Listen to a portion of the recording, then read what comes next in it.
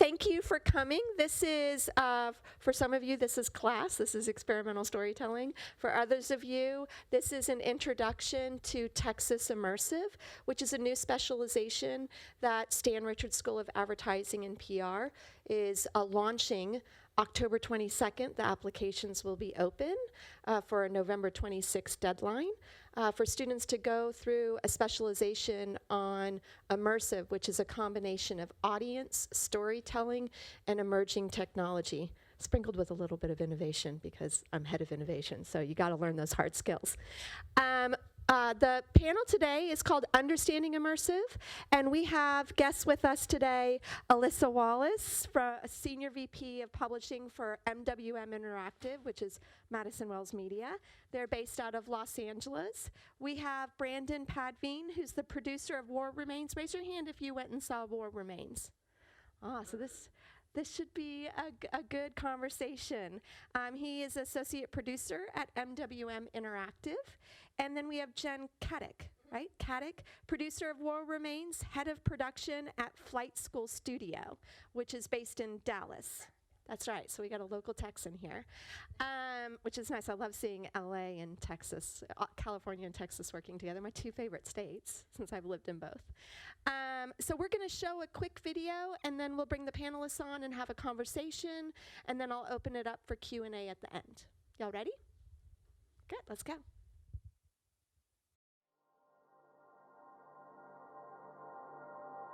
My grandfather had a plaque or a phrase on the side of his wall that was, "Never judge another man until you've walked a mile in his moccasins." And it's part of the idea of empathy. And it's part of why these extreme experiences are interesting to me. And that's what we talk about, trying to get a step closer. I mean, to have empathy with somebody who went through a massive shelling ordeal is nigh impossible. At the same time, this is farther than you've ever been able to get before. And so what I thought VR would be great at is showing you something that even when a person describes it to you is still unimaginable. What VR can do is fool your lizard brain. It can make the hair on the back of your neck stand up even though your conscious brain knows that this isn't real. The combination of all those things together seemed a likely place to try to recreate a nightmare. Remember something. On the Western Front of the First World War, things can always get worse. They can always get much, much worse. Dan Carlin is one of the world's greatest storytellers, and anyone who has ever spent any time listening to his audio for even a few minutes understands that that's the case. The challenges of this project have almost entirely been a function of making sure that we're getting Dan's ideas right. The truth about the experience is that it is unlike anything else. I'll take you here. Holy shit. That's gonna turn some people inside out. You think so? Uh-huh. Good. We call this experience an immersive memory. And by that we mean it's really tricky to tell the story of World War I in 15 minutes. It's virtually impossible. However, working with Dan Carlin, the team at Flight School and the team at Madison Wells came to this concept of an immersive memory, which is as if you could take the collective consciousness of all the lives that were lost during the war, the emotional weight of World War I, and put it in context so that you can get just a tiny taste of what it might have been like to be there. That is what we're trying to do with this experience. The big thing that we're working on right at this minute is getting the haptics in the floor working. We're going to see if we can get that done before we actually leave here. You know, working with Dan, there's a level of realism that he wants to bring to the project. You know, he asked us to create an uncomfortable place, but with these VR projects, people come in and they expect it to sound like a movie, they expect it to sound like a video game, and they expect it to sound like real life. And I think that if you want to meet the expectations of your audience, it actually has to be all three. One of the nice things about a VR project like this is, you know, it was actually an exciting opportunity for us to go that far and make something that scary. I think we're pretty good though. If we just drill down on what we have, we've got time to get it right. When you're talking about replicating extremely negative human experiences, there's a line beyond which you won't want to go. It's hard. The terrain becomes hideous and gruesome. If you talk about the artillery that you feel in your body physically, what the VR can do is give you a taste. So that then if you went and read some stuff on the First World War or saw a movie or saw it in some other venue, you'd be able to go, I know that that artillery is something you can actually feel, because when I went through this experience, I felt it, right? So if people came out of this with a better understanding of the things that are impossible to imagine, we would have done something positive. Maybe it helps us to better understand our times if we recall that they were built by a generation of traumatized survivors, forever reliving an early 20th century nightmare. When Clint and I talk about taking you farther than you've ever been able to go, these are the little elements that We're attempting to draw you into the collective memory of the past. We want to take people right up to the edge of very traumatic experience, but also allow you the freedom to stay grounded and to take it in. So every step you take forward unlocks and passes threshold for more narrative and more unexpected events. It pushes that button inside of you emotionally that, like, this is beyond what I was expecting for this experience, and it's pushing you into a magical zone. What I really like about it is, based on the encouragement from Dan, we really were able to push it. You know, VR can be very gamey, it can be very stylized, which is something we love to do, but this really pushed our boundaries of creating something photoreal, having Skywalker here and having MWM here, actually walking through the experience and touching the walls and seeing it in the headset and having the headphones on. It's really the only way to experience it. I really do hope that everyone thinks it's one of the best things they've seen in VR. War Remains pushes immersive technology as far as you can take it right now. The experience is so visceral and so real. All of a sudden, your opinion on war and on its relation to history takes on a whole new dimension. As the technology continues to grow and expand, I think the degree to which that you can convey the real reality of being in history only continues to expand, and I think that's a question that we're going to all have to contend with in immersive content, period, let alone in bringing people back in time. MWM Immersive is the interactive division of Madison Wells Media. At the center of anything that we create in that division, we're focused on telling a story and using that medium as a core tool in telling that story. What I was so impressed with was Brandon Oldenburg and the team at Flight School's ability to work with Skywalker and work with us and to work with Dan Carlin to start with just a broad idea of World War I and then boil that down into a 15-minute experience. I'm exceptionally proud of what that team has done, and I think the output is incredible. This is part of what I love and we love at MWM, is the ability to match people who are absolutely the world's best creators in a medium with storytellers who may not be familiar with that medium. We're driven to help those storytellers find the technologies that they need to tell the story the right way. The exciting thing for our company and for our platform is that we talk all the time about the idea that technology is just moving faster than infrastructure can keep up with.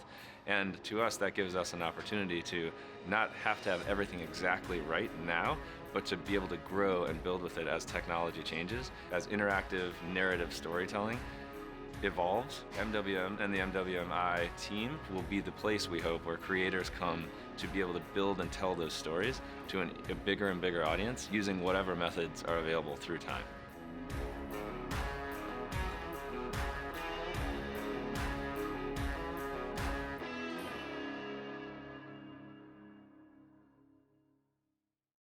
So how many of you, raise your hand if actually going to War Remains really impacted, was kind of one of the first immersive experiences you had participated in?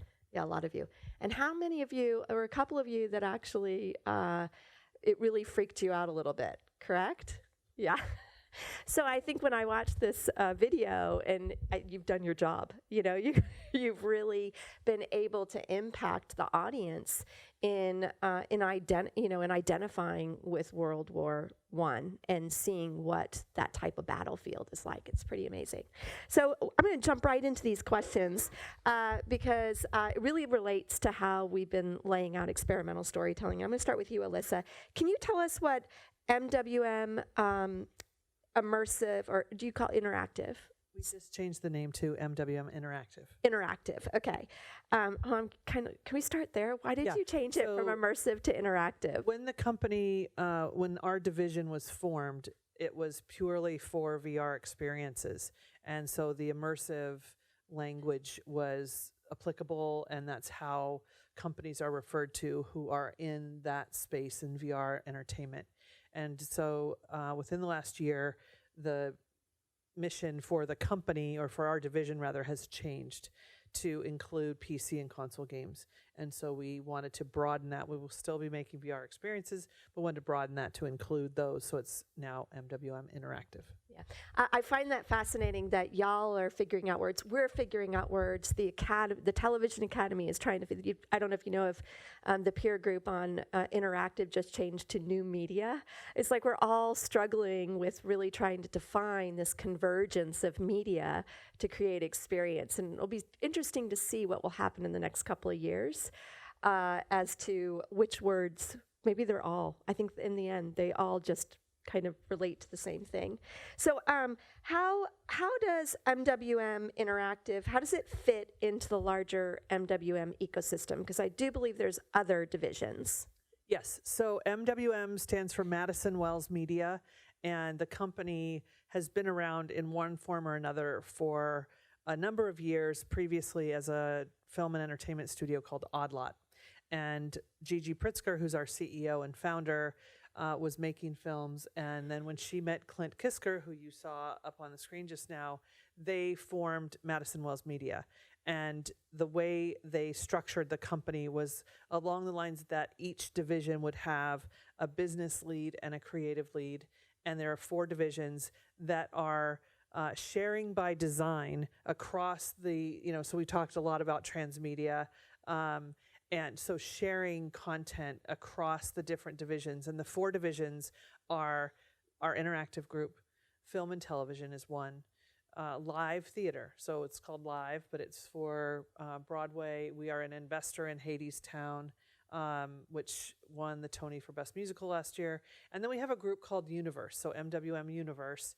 And that division is responsible for coming up with new worlds out of different kinds of IP, intellectual property. I don't know if you all know what that means, but so it might be a comic book, it might be an artist. We have an exhibit opening in Chicago next week from an artist named Hebrew Brantley that is building a world around him. So the company has these 4 divisions, and our goal as one of those divisions is to find ways in which to work with the others.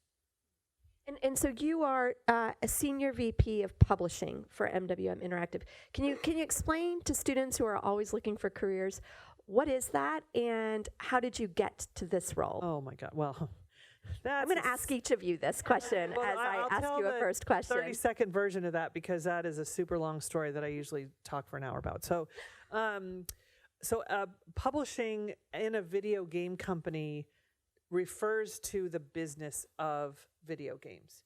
And so Ethan, who is Brandon's boss, is the executive vice president of content. And I mentioned earlier, each division is led by a creative person and a business person. So I'm the business person leading the interactive group alongside Ethan, my partner. And so we need somebody who has a very high aesthetic creatively, and Ethan has an incredible background. A VR project that he helped produce is the first and only, I think, VR experience to win an Oscar. So that's amazing. And so my role is, we will talk about it a little bit later, but to figure out ways to make money from what we're creating, and to make sure that the business side, the legal, the marketing, all those factors that go into releasing products, they all work together. And Brandon, you are the producer of War Remains in MWM Interactive. First, explain to me what is your role, and then maybe kind of frame it in how you got Dan Carlin involved, because that's pretty cool. Sure. Well, maybe I'll start with how Dan got involved with the project. So that was a relationship that our company had through Clint Kisker. Actually, Clint's twin brother, Sean, was CFO at Lionsgate. And he met Dan through there and understood that Dan really wanted to do virtual reality.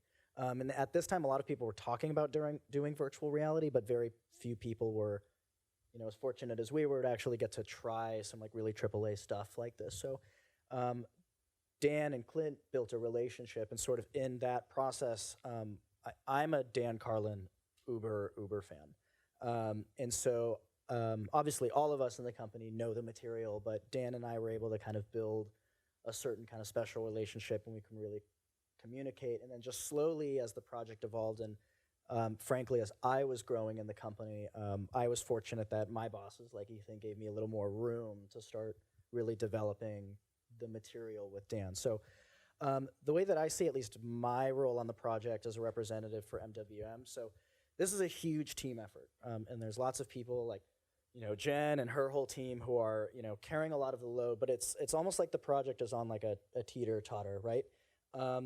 And it's always just tipping in different places. And my role as being part of the publisher is just whatever it takes to keep it balanced. And that can involve like a lot of different things. So sometimes, we all have kind of our own projects that we sort of oversee. And sometimes when you're talking about creative type work, which is a lot of what my role was on War Remains, you have an artist come in and the vision is very, very defined.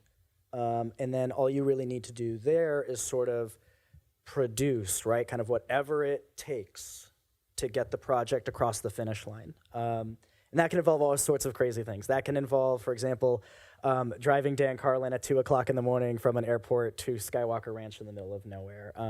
It can involve all sorts of things. But for me, what my most fulfilling role on the project was, so what Dan does is 30-hour podcasts where it's just him and a microphone and a sound booth. Well, now we're going to do a 15-minute piece of content that has all these different effects and is a totally new thing. And so a lot of work was required to work with Dan to get him to the place where his vision can totally be realized. So I think a really important part is it's not about sort of your vision or your ideas. It's about the artist and their vision and being able to truly love and truly understand what it is they're trying to do. And I like to say, we all know, like, if you're a Dan Carlin fan, Dan Carlin's going to hit a bullseye on the writing 100%. But this is a kind of new world. And so how do you know his material so well and know what he's trying to do so well and almost kind of curate his material so you can help him hit that bullseye that he actually couldn't see yet, especially taking someone into a new medium. So, I was very fortunate that Dan and Brandon Oldenburg, our director, really welcomed me into the creative process. And I'll share. So, I think it's one thing to like be a creative executive and just give notes on things. Notes is easy. Everyone has an opinion. We can all just throw out our opinions. It's another thing to really get, not to make a pun, but like into the trenches with the creator and really like and argue, have 3-hour arguments and be comfortable that like this is the talent, but like we need to work together to get them somewhere. So I see you as a little bit like a translator. You know enough of the affordances of the media you were playing with, but also you dive deep into becoming an expert in Dan Carlin. Yeah, that's a really big part of it. And kind of like worked between those two spaces. Yeah, I mean, and that's definitely the stuff that I think is the most fun. But what it also takes in my role is like, and obviously a lot of people are involved in this, but like we took the piece to Tribeca, right? Well, a 50-foot truck, full of equipment and a set that required building and all these different things. Well, it didn't magically appear. And that's sort of what I'm saying in the beginning about the teeter-totter, is you need to have a really diverse skill set and be watching everything. Got it. I think the students are familiar with that. We broke them into different groups. So there's producers, account managers. I think everyone is. Are y'all raising your hands going, oh, I've been doing this for this project I've just worked on? See some nods in the thing. It's nice. Interdisciplinary work. Are y'all getting that? It's definitely interdisciplinary work. So Jen, MWM hired Flight School to take war remains from ideation to a location-based experience. Can you speak to how MWM approached you to develop the experience, and tell us about the challenges and responsibilities of collaborating with a publisher? So I'm Jen, head of production at Flight School. So I believe where this first originated was our relationship with Ethan. We've worked with him on previous projects when he was at another studio. And that was a great experience working with him. So when the project first came to us, it was in development for a bit with MWM, and they were working on it with Dan for a while. And, coming up with something like this and doing it in a new medium, it takes time. And, like Brandon said, you're trying to boil down all of this amazing work from Dan into a smaller experience and in a new medium that he hasn't worked in. So, when they approached us, we, of course, involved Brandon Oldenburg, and he is the most incredible at what we call blue sky thinking. So he's able to just kind of take something and say, what if we do this and what if we do that, and just kind of with no reins and no boundaries and no barriers. And I feel like that really helped the project in terms of like trying to find its way with Dan.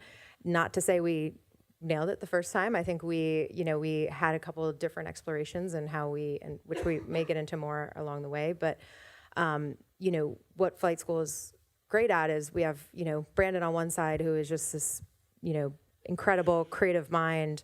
But then, we have to back that up. So he comes up with all these great ideas and, just creates these beautiful worlds and beautiful concepts. But then, we have to put together a strong production team and a strong technical team and team of artists to bring it all to life. So, we were fortunate that MWM trusted us with that process, and we made our way through it with Dan and Brandon and the team.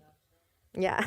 So and there's a lot more detail over there, but I'll let you go on to the next question. Well, I'd love to actually talk a little bit about the process, because the students are learning how to work within constraints and how to work within a budget. Like, they had a budget for their first project, and they'll have another one. I'm sure you had a budget that you were given to, and big ideas, can be very big. Yeah. Right. How do you actually manage that? Like, how do you actually manage the needs of the client and the wants of the client with actually what can actually be produced in the time and budget? Yeah. So I think, what I've learned and what we've all learned working in the interactive space is things are very hard to estimate, which may not be a good answer, but especially when you're working in VR or games or anything interactive, there's the amount of time it takes to actually do something. Okay, it takes this long to model something and this long to animate it, and you put it in engine. But then there's actually interacting with it, and it has to feel right? So it's not like creating a CG commercial where it's like you're going to animate it, you're going to light it, and you're going to render it, and you run out of time and that's it. With this, you could do all of those things, but like if people aren't interacting with it properly and if it doesn't feel right, it's not done. So what you have to do in this scenario, and it's challenging, is figure out a way to navigate a project like that where there are so many unknowns. So, you do your best to create a budget up front, and you put money in different buckets, and you're like, okay, we're gonna have this much time of storyboarding and then concepting, and then we're gonna start gray boxing an engine, and we're gonna start modeling, and then we're gonna animate, and we're gonna do all of these things.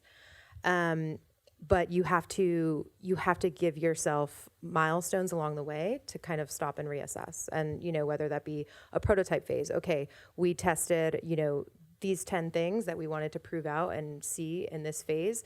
Are they working? Are they not? If they're not working, how do we change them and still stay on track?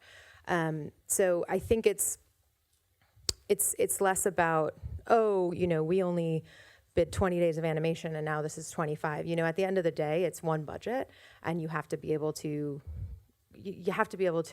know kind of, okay, well, we weren't going to do that, but now we're going to do that. So, but if we do that, how do we, you know, how can we afford everything else? Right, and So this it's is mixed reality. Yeah. So, you know, you're blending not just all the digital production costs, but also the physical build costs. Correct. Which is new to and those really things try both bring those influence each together. other, right? Yes. So, and Brandon and I were just talking about this earlier. Like, for example, when we first like blocked out the trench, right? So first you're going to start with like a grayscale, just like gray boxes and engine to like start modeling it out. And then you get a little further, you add a little more detail and a little more detail and a little more detail.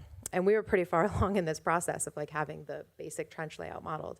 And then when we started working with our partners, Built by Bender, you know, we had all this like curves and details in the wall, and they were like, you know, based on the budget they had, that was going to be too complicated to physically fabricate, right? Because it's, you know, it was too complex. So then I was like, okay, well then, you know, we have to weigh costs and time, right?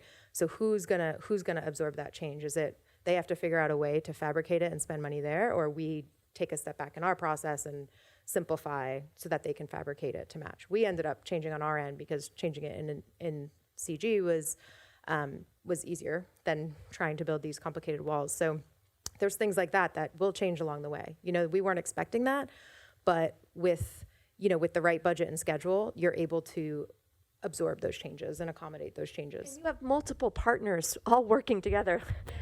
Can I just address that? So I just want to, for the students, you know, when Jen is coming up with a budget, she's really focused on how long it takes a person to do something. So the budget is what we call man hours. And so it takes, you don't know how long something's going to take. And so she is estimating that she thinks something will take 2 people 10 man hours or whatever that is, and then rolling all that up together. I just wanted to add that to what she was saying. And then pretty much everybody throughout that chain, Built by Bender is the name of the company that fabricated the physical set for us.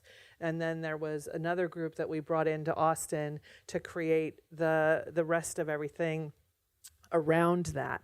So there's a lot of pieces that go into making sure that in the end you guys have a great experience when you go through War Remains. Yeah. And side note on budgets and estimates, like it takes a lot of experience to feel it and to feel it out. And you know, you learn, you're like, okay, I know that this artist always overestimates his time, and he tells me, oh, it's impossible, and he gets it done in a day. And I have this other artist that says, no problem, it's done in an hour, it takes 5 days. So you learn certain nuances with people you work with, but I think in the end, just side note, unrelated for you guys going out there and working on budgets and estimates, overestimate because you need that pad.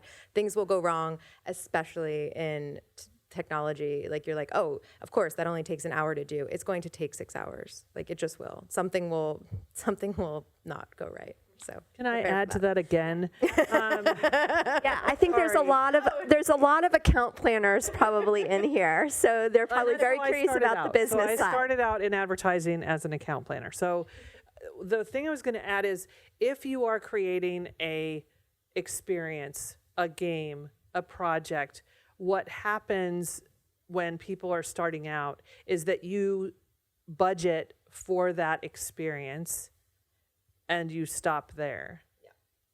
And what I find throughout my career is that, especially in game development, there is very little attention paid to marketing early on, to having a marketing budget, to having a budget for localization, because you have to localize your game into other languages, or QA, because you have to have it quality tested.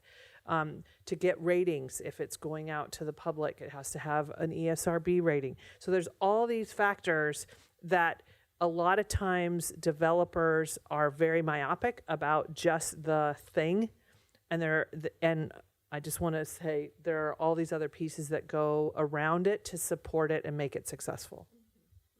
Totally agree. And it sounds like there's a lot of different companies that are bringing their expertise together. So as Jen is actually figuring out the budget for production, how much does MWM get involved in that? Do you just say you're give her the budget and let her go, or do you get when do you get involved? So I can help on that too Yeah. if you want. Yeah, so I think every project's different, and there's usually an amount a client is going to spend, right? So there's usually a budget that they already have in mind, and I think there's wiggle room there if it's like, no, but if we do this one thing, it's going to cost a little more, and we just want to convince you to do it. So there's always that level, but I would say that I think on this one in particular, there was kind of a set amount that was kind of already allocated for this project, and then that's actually helpful for us because if you tell Brandon or any other of my creatives that there is no budget, then they can come up with whatever they want. But when there is a number, it actually is great because then we design and we work towards that and we say, okay, we have this amount of money to work with.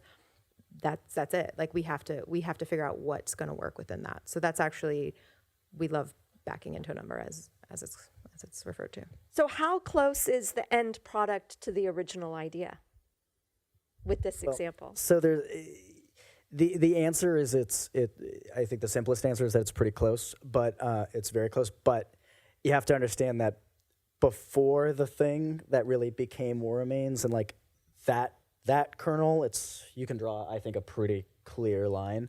But before that, we were actually experimenting with something which was radically different, much more kind of artistic, much more representational. And this is sort of one of those things about working with creative talent is they're sort of along for the ride and you're like, okay, cool, this is all going great. Until one day they're like, you know what? This isn't working for me. And you're like, uh-oh, we're far in. It's called killing your babies. Yeah, and I mean, I think what happened at that point is it wasn't Dan saying like, this is bad. It was just Dan saying, this ultimately isn't the vision that I have for this. And then, thankfully when you have really awesome partners like we do at Flight School, you're able, and Brandon Oliver goes, okay, it'll actually be more like this, like that. And then you're like, okay, cool. And then, it's kind of bringing Dan into, okay, we're going to be transitioning into more this thing you want. Let's start readdressing the process. So just thinking about that you were doing something before, how long were you doing that before it switched to what War Remains actually became? So like, I just trying to give the students an idea of time. How long did it take to build this out and work and pull everybody together? So, I mean, that previous version was for a bit, but the... Months? Well, I'm trying to jump. Years? I'm trying to jump. No, not years. I mean, I'm still working on projects from years ago.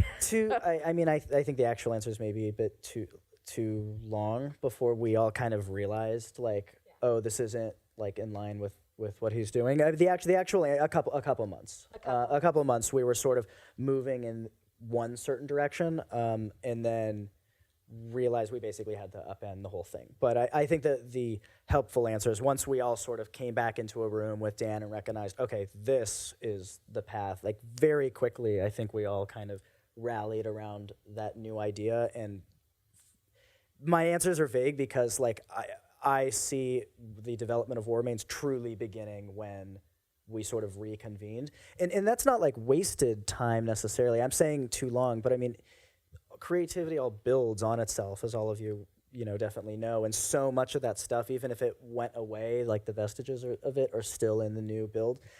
From the time we kind of said, okay, we're going to do animation or we're going to do this realistic walkthroughs, like a year-ish. I feel like we got involved in the spring, and then we kind of changed course like mid to late summer. And we were doing our mocap shoot in September, October, and Bender came on in like October, November. And then we worked on it.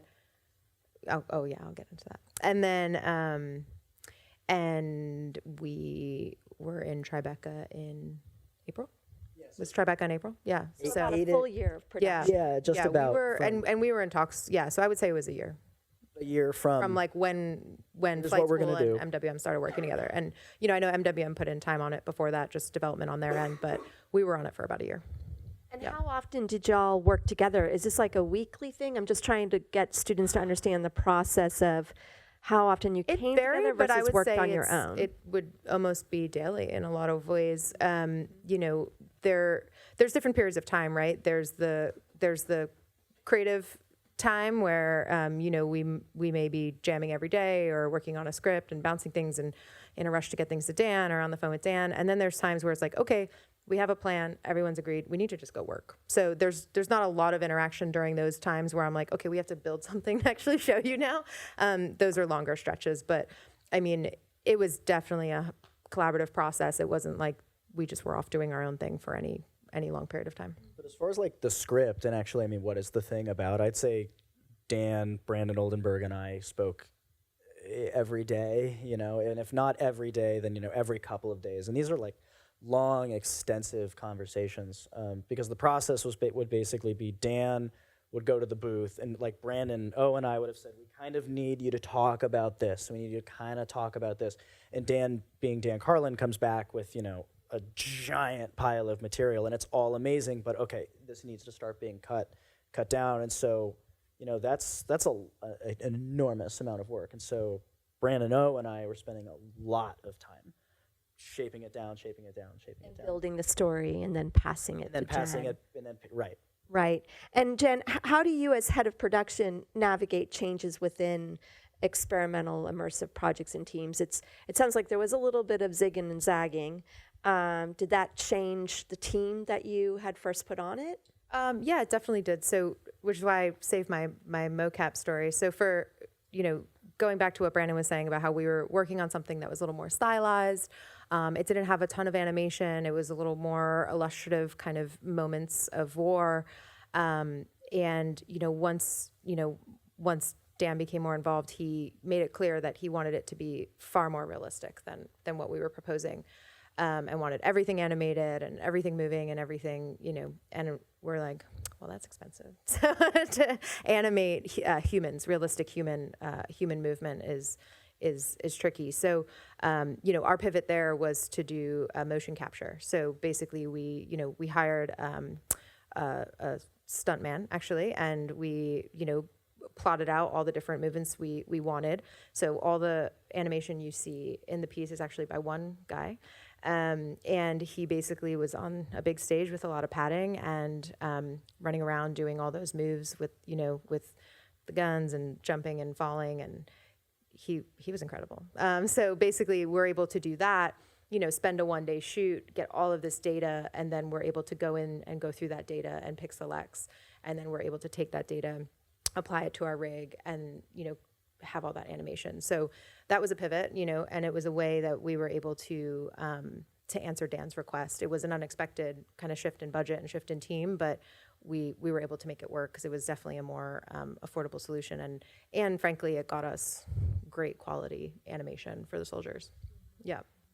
And so, Brandon, it sounds like you talked a lot, you, Brandon, and Dan were really in conversations about the story. But when you think the story always drives it, but there's lots of different moving pieces, how were creative decisions reached? Like, what was that process of bringing all the different teams together as a producer? So one of the things that I really enjoy doing, and I think it's one thing to take all this material and make sure that everybody is really understanding, kind of what maybe is making Dan special. It's maybe kind of curating like a best of list. And so like in the early days of the project, I spent a lot of time basically making like audio plays out of the podcast, like taking it all and like I have like just journals full of like time codes of stuff, and then eventually like transcribed it all so that Brandon Oldenburg can kind of have something to read, and then assembling it with like sound effects that I'd pull off of YouTube and everything, and just creating mood reels and sort of saying, as the mega fan of Dan, and and communicate, here are the things that are really important to Dan. This has to be kind of gruesome. This has to be dark. This has to be sort of like a horror piece. And obviously there's half of this conversation, there's a half of this answer, which is Brandon Oldenburg's, path doing this. But I think, especially in these new mediums, that's half the fun, is sort of figuring out how do you keep everybody aligned. And I think communication between all the teams is always the most important thing. I sometimes have a bit of a rep of just hopping on the phone and literally, like with the team who built the set here and just talking at people for 45 minutes, but you trust that people are listening and taking their notes, and then you show up and you're like, yep, that's, that is the things that Dan has been making it very clear to me are really important, and it's not being shy to say, hey, everyone, we're going to get on the phone today for 10 minutes, and we're going to ask questions, and just making sure everyone's always talking and identifying, who maybe has missed a detail, and making sure that everyone's working. And also the together. decision gets made when I tell them they're out of time. They're out of time. Good point. That's the real answer. Yeah. When I say you need to make a decision now. We were literally sometimes in the audio booth. Like Dan is in the booth or at Skywalker Sound, and he's reading something and comes out like, Brandon, this isn't working for me. It's like, whew, okay, let me write something right now, and then it just kind of works. So, I mean, I know Dan is a well-known podcaster, and it sounds like y'all did a lot with audio, but mixed reality, there's the wind blowing on the hot air balloon, there's the physical touching of the hand. Who made those decisions of moving from just thinking about it from an audio story to actually knowing where the audience would engage and feel? That's all Brandon Oldenburg. Got it. He really, really was, the one pushing for as many haptics as possible. And really, there's other VR experiences where you can walk around. There's other VR experiences where you can touch things. There's other VR experiences where your space matches your setting. But I can't definitively say we're the only ones to do it this detailed. But it's we really did our best to go one for one and get all those little nooks and crannies in there. And, when you grab the balloon strings, when you touch the balloon, when you touch the hand. So he, just kind of following the marching orders from Dan about, as realistic as possible, as immersive as possible, like really putting the person there. That was his initiative on that. Yeah. You talked about, budgets, sort of how do they all get maintained on our side. I mean, new budgets sort of come up, and that's, okay, hey, we've sort of budgeted out the core set, but now we got to have these fans, we got to have these things. And it's sort of our job at the publisher, to be keeping track of the entire project budget. And Jen knows, I'm the first person along with Brandon Oldenburg goes, yeah, we should have water, we should have smells, we should have all these things. And then you kind of need to look at it and go, shoot, at what point do you stop adding things? Right, and did you, my students are learning about playtesting an experience over and over again to make sure the audience is really, hitting the marks that you as creatives hope to.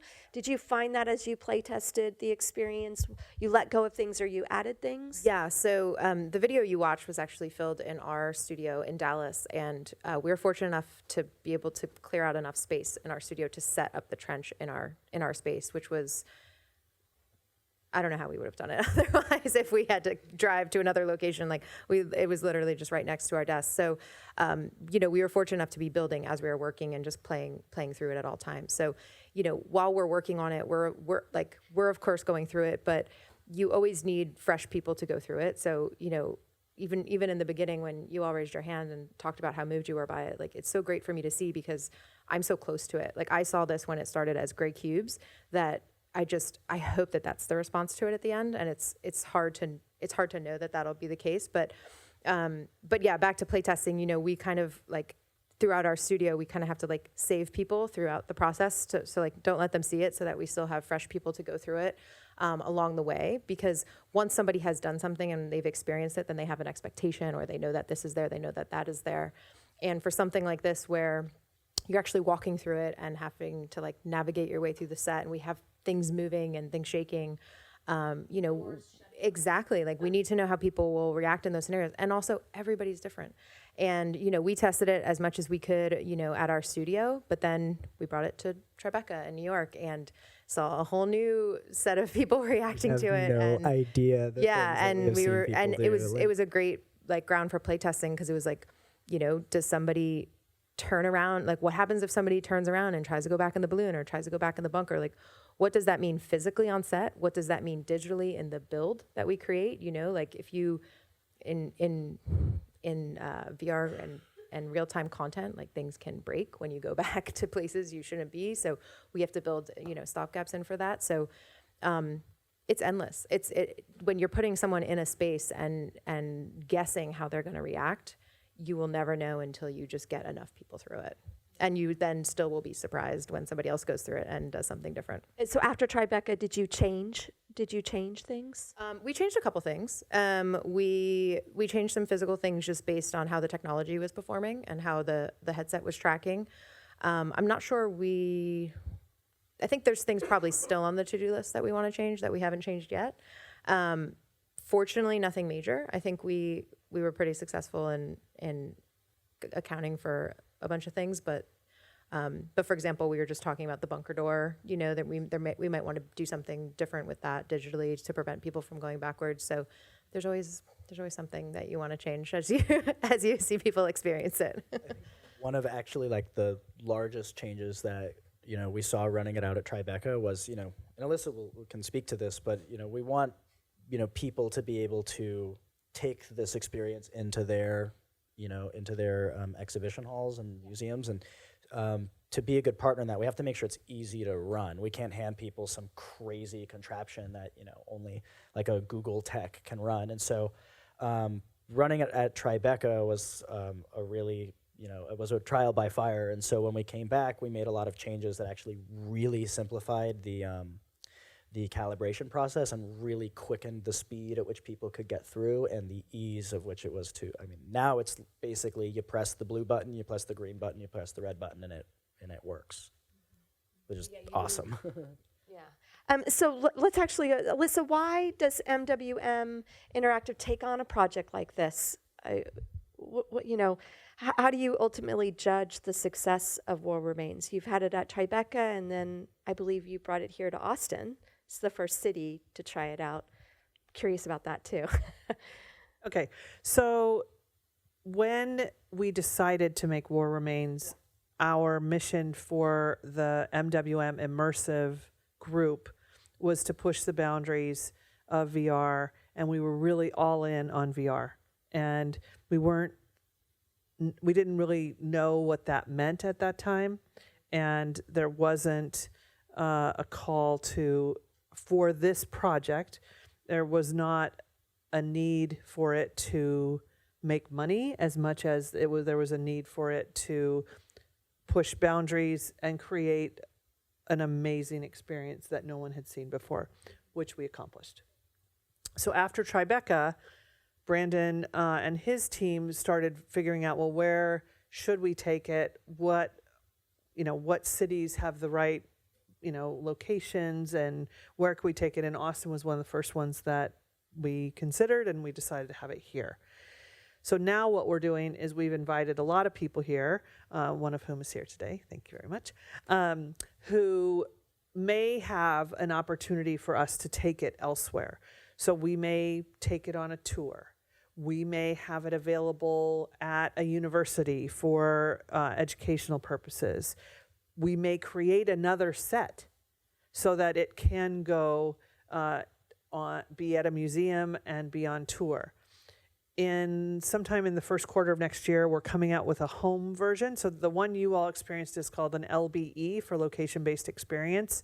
And we are also going to create a version that you will be able to download off of your Viveport digital store that will just be in your headset. There won't be a set because you don't have one in your house. So we are creating a home version that also may help us on the educational front. That's my job, is to try and figure out how do we take it elsewhere. Can we find sponsors to help us pay for it? Because it is not a money-making experience for us, but we don't want to lose more money. So we're trying to figure out what companies would support us in doing that. I think it's fascinating that you're thinking about putting it at a university, because the first thing I did when I started here was build an Imagine lab for people to experience emerging technology and story. Like, not every student has their own headset because it's so affordable right now, right? Right, guys? So to be able to let them experience it. But LBEs, that's a totally different world for them to understand and build with. Can you talk to me a little bit further of like, how would you set that up at a university? Are you thinking like a public space or in a studio? Or? Well, they have to have a space big enough to Yeah. accommodate the set, which is not an easy like task. maybe like a gallery exhibit, how sometimes we have visiting artists. Correct. So the first conversation starts with, do you have enough space? That's number one. Then what I'm working on right now is putting together a sponsorship presentation of, not for the universities, but for the museum angle, because the museums are not going to pay enough for us to even rebuild the set and move it there. They just don't have that kind of funding. And there's another component to this experience. Only 6 people an hour can go through War Remains as it is currently set up. And that's called throughput in the museum world. So we know that we can't go to the Smithsonian because they have way too many people there. But the World War I Museum in Kansas City doesn't have a huge number of people going through. So it makes more sense for us to consider that. So the process is still evolving. I don't have the answer because we're still figuring it all out right now. Including like figuring out if they license it or buy it outright or do shared it would be a revenue. license. Nobody would be buying it outright. Oh, okay. Okay. I'm just curious. Put my producer hat on. So what's ahead? So is that what's ahead for War Remains, is to try figuring out what the business modeling is? Business model, and how do we share it with more people? We would love to share it with veterans groups. We would love to share it with different branches of the military. And so that's one piece of it. And the other piece is consumers. So is that a tour? Is that, like the King Tut exhibit, it goes to different cities? We don't know yet. We're figuring that out. And if somebody wanted to go into development, publishing, or production, I think we've kind of tapped upon all of those. What advice do you give these students for achieving that? Like, where do they get started? Well, you guys are interesting because you're already in this field. I think a lot of us found ourselves in this field by way of other disciplines because it's been new. So my background is in CG, like traditional 3D animation production. And I went to school, my major was film, TV, radio. And when I left school, I probably didn't even know that there was a commercial industry. I'm just like, oh, I'm going to work on TV or I'm going to work on movies. And I'm like, oh, right, people have to make commercials too.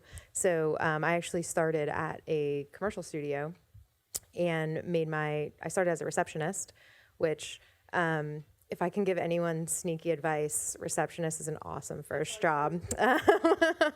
So I had an internship and I was, just working on a TV show and then doing some script coverage, and then the receptionist left and I filled in. And I learned that was the best job in the entire company. It was not being an intern, it was being the receptionist, because you get to essentially talk and interact with and help every single person at the studio if you play your cards right. And they didn't know I was an intern. So they just thought I was the new receptionist. So I wasn't treated any differently. So then when I was looking for jobs, after I graduated, I was specifically looking for receptionist positions, because typically studios want the receptionist to be someone that grows within the studio and learns. And I just, within 3 months after being hired at the front desk, became the assistant to an ECD of a company. So, because I was not planning on staying at the front desk for long, but that was my own initiative. So anyway, that was a little side story, but just, I know you're all going to be looking for ways to get in, and there's definitely a lot of great entry-level positions and things like that, but that's just a little side sneaky note. But I would say that in terms of getting into this space, there's so much you can do now on your own as well in terms of creating your own content, because just software and things are, just a lot more accessible and affordable, that anything you can do to create content or to create examples of work is probably the best as well. Just showing that off. And what else? I mean, meeting people like us along the way, seeking us out at activations and events. And I don't know, what do you guys think? So, I had definitely a strange career path, like into what I'm doing right now. So I think, so like many people who want to be, producers or creative producers, I started at a talent agency in Los Angeles, which is a really effective way to start meeting people and getting your foot in the door. And I've wanted to be a creative producer since I was very, very, very young boy. So I've always been pursuing that. But I think actually the biggest thing came when I first met Clint Kisker. And at this point, I'll say, because going out and getting jobs is really hard. Like, I was about to think that my dreams were crushed. Like, people are kind of rough in the entertainment field, and I'm a pretty sensitive guy. And See, I'm not hard on yeah, you. and some people are. And basically, I found myself at a point where I was like, wow, I actually seem to have no opportunity right now. And I met Clint, and Clint could have taken anybody to come work for him, but I knew the material super well. Like I mean, this was in the early days of VR, and I totally knew everything he was up to, and so he gave me a shot. And then I continued to work with Clint through Legendary Pictures, and then ultimately at MWM. And I think the biggest thing for those who, like me, are not necessarily themselves directors or writers or developers, but you maybe consider yourself a creative and an artist, and you really want to empower those people and really make their projects happen and really work with them. Everyone's going to have their own experience, but in my experience, no one is going to hand you that position at all. It's not like you do it for a while and then, okay, cool, here's some projects.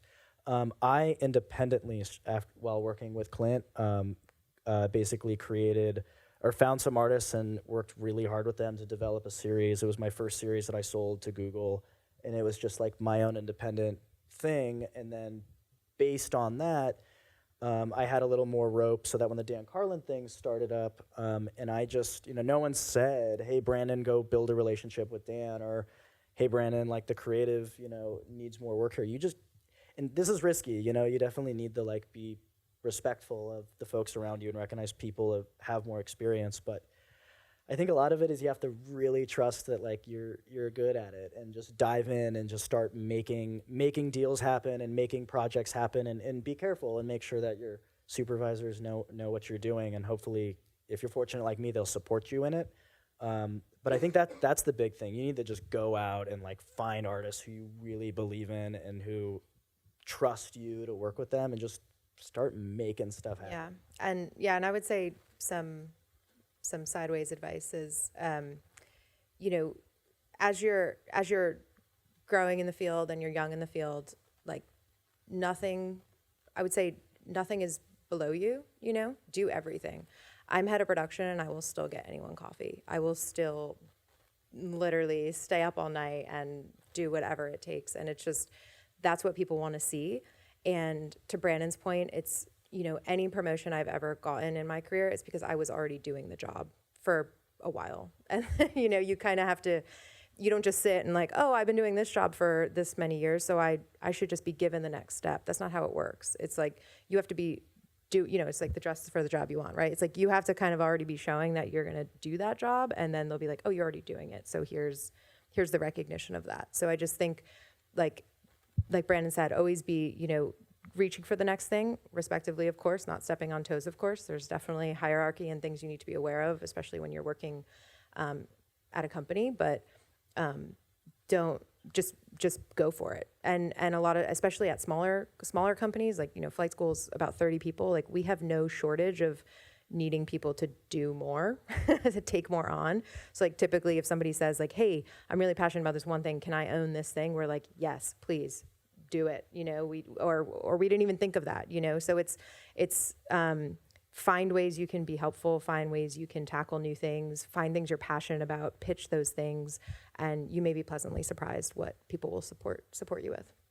I just want to add to that, that for both what Brandon and Jen said, that it will really help you if you have a champion or a mentor, whatever you want to call it, in that company, in order to navigate your way through whatever is there politically. I recommend being a little quiet for the first few months just to get your footing and understand who's who and know when and where you can speak up. Yeah. And I, in my younger days, was not very good at that. So me neither. So if you can find somebody to mentor you, and I highly recommend also while you're in school doing as much as you can on with informational interviews of people either like us that are coming here or somebody you just want to meet. You can tell them you have a paper. I'm not going to know you don't have a paper. If you call me and say, I'm a student at such and so, and I would like to interview you for 20 minutes or whatever. If there are people that do something that you think is right up your alley and you want to know more, figure out their email. It's not hard. And reach out to them and ask them if they would spend some time telling you a little bit about how they got to where they are and what they recommend for you to follow that path. That's great. I'm going to open it up just for a few questions as we wrap up. Does anyone have any questions? I'm going to go here, and then we'll grab a student. Sorry, real quick, I come from the veteran space, right? And one of the things that I, kind of sunk to me was, I recall reading an article some years ago after I had finished my time in the Army about one of the therapeutic and healing methods that they were experimenting with, which was kind of an immersive, interactive type of situation to kind of bring the veteran back to that space, recreating smells and sounds and all that kind of stuff to identify trigger points to actually help in the healing process. Have y'all thought about maybe going that direction? And if not, if so, I would definitely look there. But also, the Infantry Museum in Fort Benning, Georgia, would probably eat something like this up. Well, thank you for that. I'm going to answer both parts of that. We are an entertainment company. So if this experience can be helpful in that way, great. But as an entertainment company, I don't think we would spend resources to accomplish that. I just don't think we would, not to say it wouldn't happen. Secondly, my son is in boot camp at Fort Benning, and I'm going there in a couple weeks, and I'm trying to figure out, now I have a place. So there's an infantry museum, and so now that's one of the places I want to go talk to. So I'm excited. Thank you for that. And I think that's what's interesting about possibly partnering with university on some of your entertainment properties is I've done a VR and empathy study, and I went through War Remains with my research hat on, thinking about ways that we could actually teach students to develop new storytelling characteristics to foster, issues like this. So really interesting. Another question. Yeah. I was curious why you chose Austin first. If you're based in Dallas, why this was the choice? Oh yeah, in Los Angeles. Honestly, it was a market research thing. We're pretty data driven, and when we tapped into it, we were looking for where is Dan's audience? Where's sort of the tech, video game type audience, and where is the history audience? And Austin was the top of the list. And we thought, well, it kind of fits as like a micro South by Southwest type of thing. Tried to convince them to keep it in Dallas. But they did. We got told no a bunch of times. Thank you. Another question. Okay. I'll do you and then we'll come back to Mallory. Hi. I loved the experience, and I thought the VR with the tactile nature of the set working so well together was brilliant. My question is, what made VR for you the right method to tell this story other than having like a more traditional way of like a set and like images and descriptions and such like that? So like with so many things, it starts with Dan. And part of what I think makes MWM really cool is we have so many different mediums that we can tackle. And like kind of Clint was talking about, we hope when an artist comes and they say, well, I want to make a podcast, okay, cool. Dan came in and said, I want to build a time machine. That's just always been his dream. And so, Dan talks a lot about, the written word, film, even, all this material can definitely get you part of the way. But one thing that I found really interesting in talking with him was I think a lot of people recognize, say, Saving Private Ryan, the opening scene, as one of like the classic, really haunting war scenes. And Dan's attitude is actually like, Like it's, that scene is nothing. And, if the artillery had really been, presented realistically, you wouldn't have seen anything and you wouldn't have heard anything. And so if you listen to his material, it's extremely visceral and extremely detailed. And people come to Dan that make TV and movies all the time. But I think VR was a chance for him to do something that specifically was not a story, but it was an experience. And for all the reasons that you mentioned, VR is kind of the totally next frontier of how to communicate and experience. And he's really clear, and we're really clear, like, it's not combat, because we go see the show, and then we come out, and we go get Starbucks, and just clearly it's not all the way, but we think it's about as close as any technology right now can get you to fully going in the Dan's world and what he talks about. Also, it was a area in which there was an opportunity to set a new bar, right? Whereas, movies have shown war, and, there's video games that have shown it as realistic as possible. And when it comes to VR, it's like, okay, well, who's done it? And, it's not to say no one has. There's other experiences, but we felt that, there was a chance for us to maybe set a new bar. And also, great point that Brandon made is it wasn't a story that you just watch on a screen. It was all those things, right? The tactile nature, the 360 nature, the sound, and, being able to reach out and touch things. So. I think that kind of led into this, but I think a lot of us, like, after we all kind of came together and we had all seen it, a lot of the conversation was around, like, oh, that was really gruesome, or, like, that was really gross, and, like, that freaked me out. And so as a class, we had, like, a pretty large group discussion, and y'all kind of touched on it a little bit. You said, like, there was a line where we were like, okay, we're trying to get as close to this line as, like, scary and realistic as we could without, I guess, crossing it. And so I guess my question is, how did y'all navigate that line? What was the point where you were like, no, that's too much? Or like, oh, people are going to get freaked out or whatever? Well, it's a lot of, like so many of these decisions, I mean, it's a lot of just talking it out. It's just back and forth. But specifically, actually, I think the line goes in both directions, because Dan's always pushing for it to be kind of more gruesome and more realistic, but he talks a lot about, like, if we wanted to, we could just crank the volume up all the way and make it as loud as artillery and just knock out your eardrums. But Dan put it hysterically. I thought he's like, well, if I told you that I was going to give you a perfectly realistic experience of an 1800s dental experience, you probably don't want to buy a ticket. And like, okay, yeah, that's true. So, we are an entertainment company. We want people to come in and, if not be entertained, have, a moving experience. And so the line, I mean, a lot of it's going to be our director kind of saying, this is too much. But I think we found a good, we have a giant parental advisory warning on the front. I think that's actually part of maybe the marketing of it. We're sort of setting you up for that experience. But, we didn't want to do anything that was like offensive, because that's not the point. But it was really important that, war is horrifying, and this is an especially terrifying conflict. And so it was really just about how are we being just truthful.